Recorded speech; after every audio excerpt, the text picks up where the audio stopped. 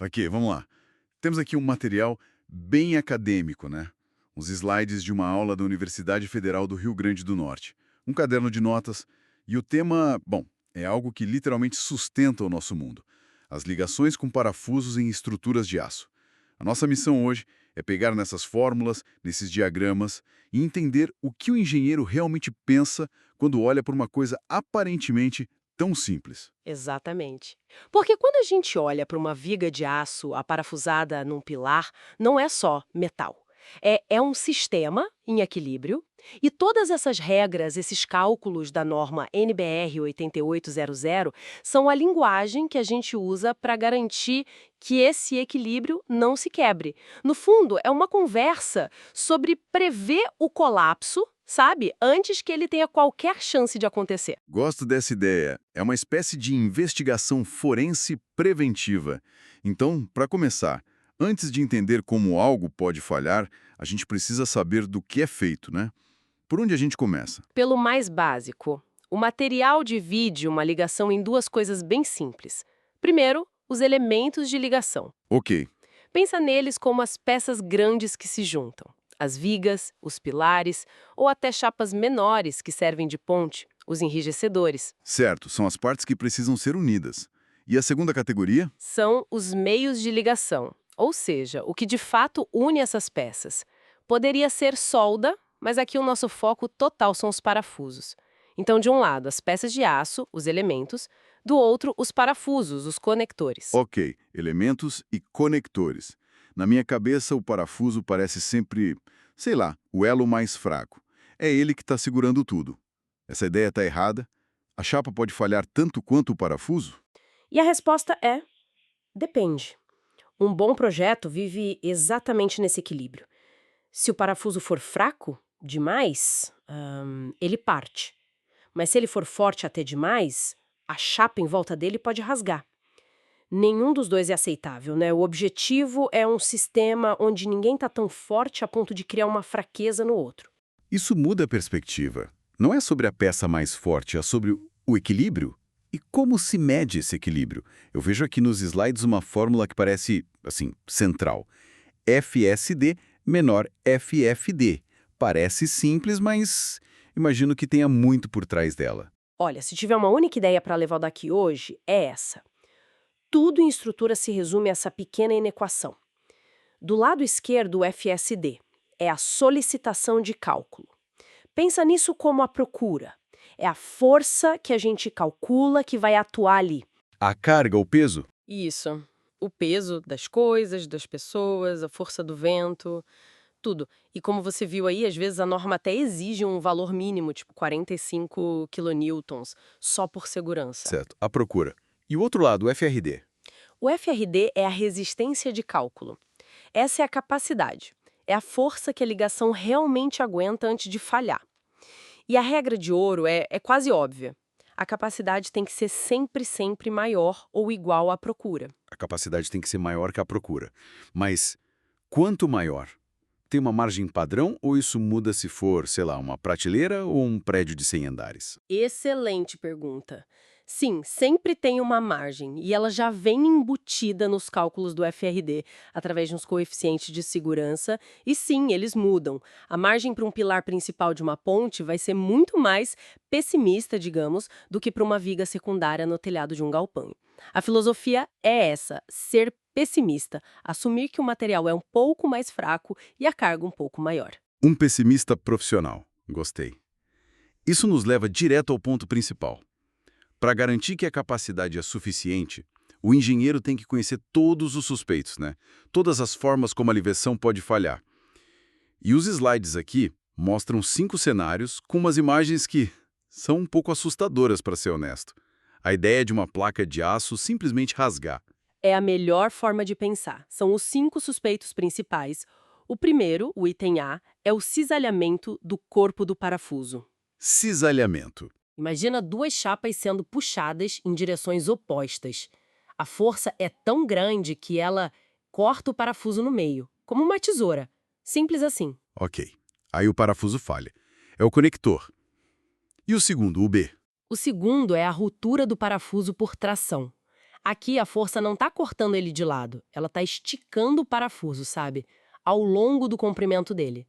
Como se você puxasse um elástico pelas duas pontas até ele arrebentar. De novo, o parafuso cedeu. Certo. Os dois primeiros, a culpa é do parafuso. E os outros? O C parece que o problema já mudou para a chapa. Exato. Aqui o jogo vira. O suspeito C é o esmagamento da chapa. Nesse caso, o parafuso é mais forte que o aço em volta. A pressão é tanta que o parafuso deforma o furo deixa de ser redondo, fica oval, a ligação perde a rigidez. Tecnicamente, ela já falhou. E o D, que parece um rasgo mesmo. O nome técnico é cisalhamento da chapa, mas pode pensar como rasgamento. A força é tão grande que o pedaço de chapa entre o furo e a borda simplesmente rasga. O parafuso abre um caminho para fora. Uau! E o último, o E, que parece uma fratura bem limpa na chapa. Esse é o quinto suspeito, a ruptura da chapa na seção líquida. A seção líquida é tipo a área da chapa bem na linha onde estão os furos. Como você tirou material para fazer os furos, aquela é a linha mais fraca. Se a força for grande o suficiente, a chapa inteira parte ali. Isso é fascinante. Então, dos 5 jeitos de falhar, 2 são o conector quebrando Isso. e 3 são o material em volta do conector que não aguenta. Perfeito. É essa a grande sacada. Mostra a tensão fundamental do projeto. O meu parafuso está forte demais para essa chapa ou a minha chapa está forte demais para esse parafuso? A arte é achar o ponto de equilíbrio onde os dois aguentam o tranco sem que um cause a falha do outro. Uau! Isso sim é um conceito poderoso. É quase uma filosofia de equilíbrio, não só matemática. E por falar em matemática, como é que se traduz a prevenção disso tudo para uma fórmula? Eu vejo uma aqui, para força resistente à pressão de contato, que parece um bicho de 7 cabeças. FCRD igual a 1,2 LFTFU. E depois tem um limite. Essa fórmula é um exemplo perfeito de como essa filosofia funciona na prática. Ela está calculando a capacidade da chapa de aguentar a pressão do parafuso. E o mais legal é que ela está olhando para 2 dos nossos suspeitos ao mesmo tempo. Ah, é mesmo. Os slides identificam as duas partes como rasgamento e esmagamento. Precisamente. A primeira parte da equação, a que tem o L, está calculando a resistência ao rasgamento.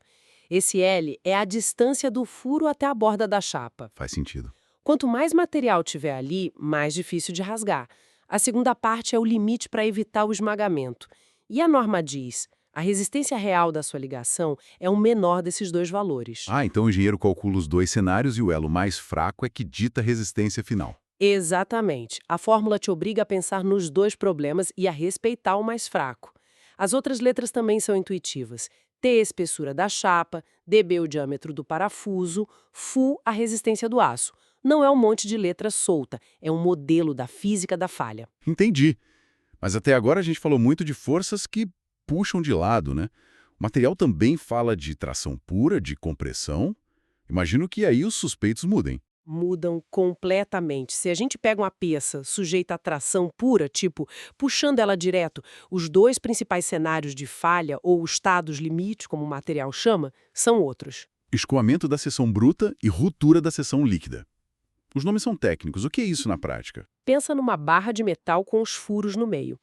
O escoamento da seção bruta é quando você puxa a barra inteira e as partes sólidas longe dos furos esticam permanentemente. Sabe como um chiclete? Ela não parte, mas deforma tanto que já não serve para nada. Certo. Já a ruptura da seção líquida é o drama. A barra simplesmente arrebenta, de uma vez, bem na linha dos furos, porque ali é o ponto mais fraco. O projetista tem que verificar os dois. A peça vai esticar demais ou vai partir. E, de novo, a resistência que vale é a do cenário mais fraco. Lógico. E na compressão? Se em vez de puxar, a gente estiver empurrando. Na compressão, o jogo é outro. Para peças compridas e finas, o grande vilão não é o material ser esmagado. É um fenômeno chamado flambagem. Em vez de ser esmagada, a peça de repente dobra para o lado, de forma súbita, e perde toda a capacidade de carga. A forma dela falha muito antes de o material chegar no limite. Isso é contraintuitivo. A peça nem chega a usar toda a força que tem. Exatamente. E o risco disso acontecer depende muito do quão comprida e fina é a peça e de como as pontas delas estão presas. se está soldada, se está só apoiada num pino. Cada situação muda o cálculo completamente. Por isso a gente depende tanto dessas tabelas e equações da norma. Peraí, se uma falha pode ser por corte e outra por tração, elas podem acontecer ao mesmo tempo? Tipo, a chapa rasgar uma direção e partir em outra? Que ótima pergunta! E a resposta é sim, pode. Isso nos leva a um modo de falha mais complexo que o material cita, o rasgamento em bloco ou block shear rupture. É exatamente o que você descreveu. Imagina um bloco de metal sendo arrancado da ponta da chapa. Isso acontece com uma combinação de falhas. A chapa rasga por cisalhamento na linha dos parafusos e, ao mesmo tempo, parte por tração numa linha perpendicular. É um suspeito mais sofisticado, que envolve dois mecanismos de falha agindo juntos. E também tem que ser verificado. Então, recapitulando, a gente passou pelos componentes, pela regra de ouro da segurança, por 5 jeitos básicos de tudo dar errado, e agora por cenários mais complexos como flambagem e esse rasgamento em bloco. A imagem que fica é que o trabalho do engenheiro é ser tipo um pessimista profissional. É a melhor definição. O projeto de uma ligação não é um cálculo só, é um processo. Um processo metódico de imaginar todas as maneiras plausíveis de aquilo dar errado e, para cada uma delas, criar uma barreira de segurança com a matemática. O objetivo não é só fazer algo que aguenta o peso hoje, é fazer algo que se comporte de forma segura e previsível por décadas. Cada fórmula é um passo nessa direção. Isso me deixa com uma última reflexão. Todos esses cálculos, essas fórmulas, elas assumem um mundo perfeito, né? Materiais perfeitos, furos exatos.